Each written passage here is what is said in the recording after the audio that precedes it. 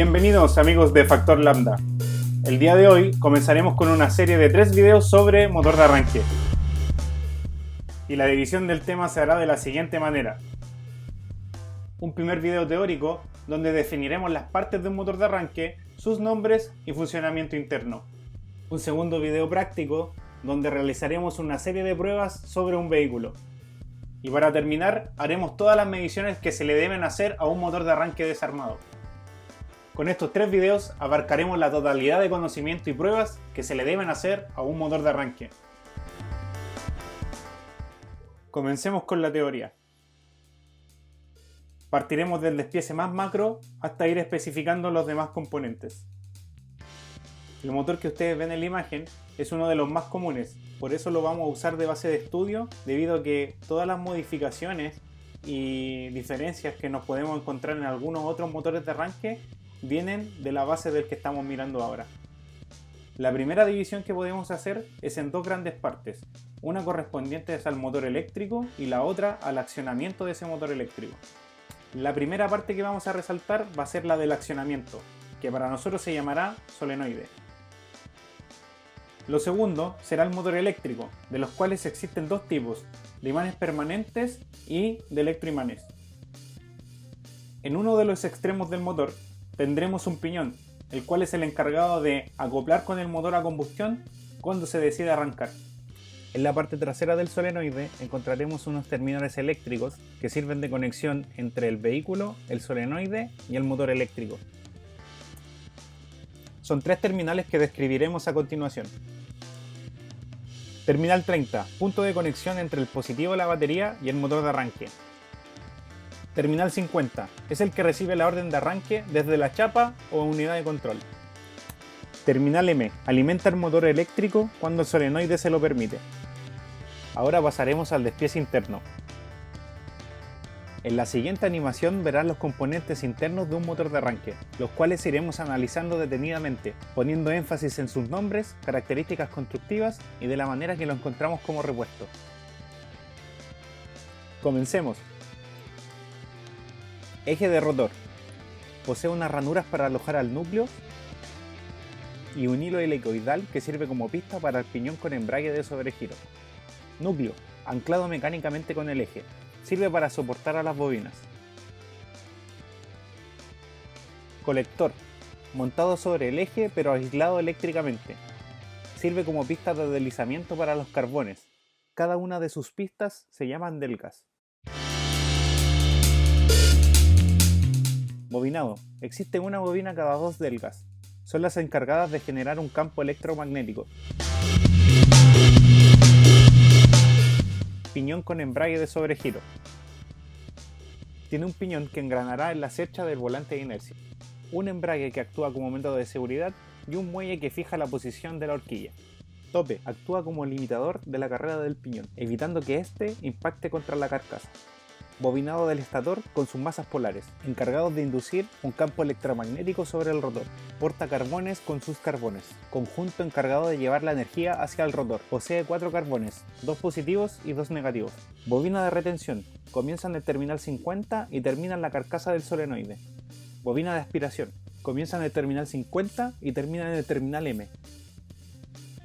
Pernos de conexión, representan al terminal 30 y M. Émbolo, compuesto de una placa contactora y un punto de conexión con la horquilla. Horquilla, sirve como comunicación entre el émbolo y el piñón con embrague de sobregiro. Carcasa delantera, sirve como sujeción al motor y en su extremo, gracias a un buje, permite el giro libre del rotor. Carcasa central o conjunto de estator. Carcasa trasera, sirve para soportar las portacarbones y en su centro posee un buje para que pueda girar libre el rotor. Y el solenoide para completar el despiece. Con esto hemos terminado el despiece completo interno de un motor de arranque. Ahora los invito a ver cómo funciona un motor de arranque. Para poder entender perfectamente el funcionamiento, necesito que tengan muy claro el nombre de los componentes. La animación que veremos estará dividida en 3 partes.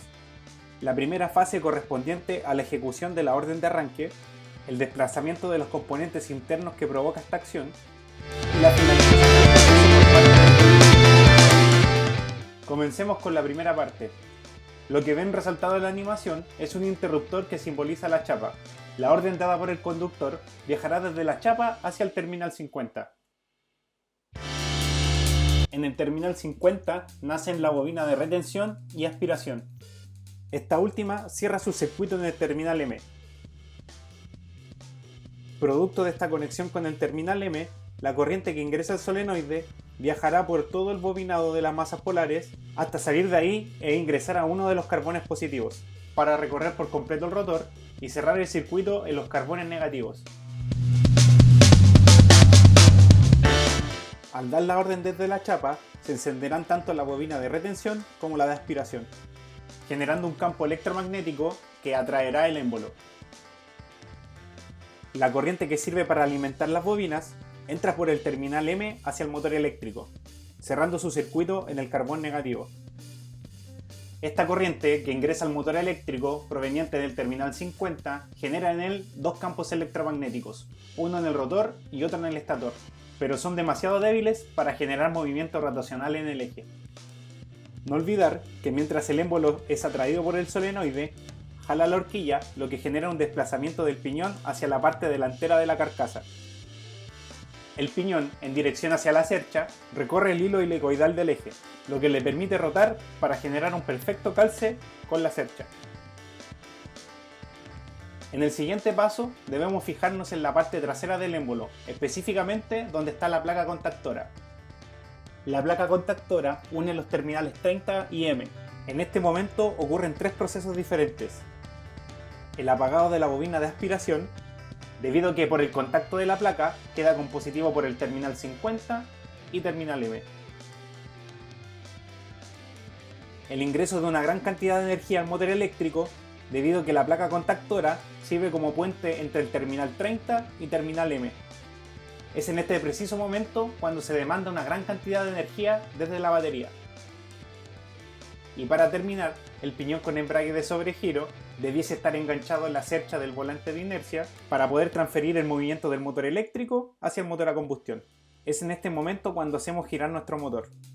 Todo lo explicado desde el funcionamiento hasta ahora solamente dura entre 1 a 2 segundos en un arranque normal. Solo nos queda el análisis de la última parte, que es en el momento en que el usuario deja de dar arranque.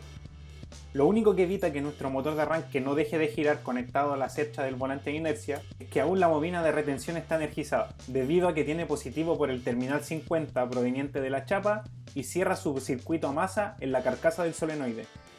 Por esto, que lo único que necesitamos para terminar el proceso de arranque es cortar la orden desde la chapa. Con esto apagaremos la bobina de retención, que es la que mantiene fija en su posición al émbolo, volviendo con esto a la posición inicial del motor de arranque. A estas alturas del proceso, nuestro motor a combustión ya debiese estar arrancado. Y hemos llegado al final de nuestro video. Espero te haya gustado el contenido del video. Cualquier duda, consulta o sugerencia, escríbela en los comentarios. Dale un like y suscríbete. Seguiremos trabajando en este tipo de contenido. Hasta la próxima, amigos de Factor Lambda.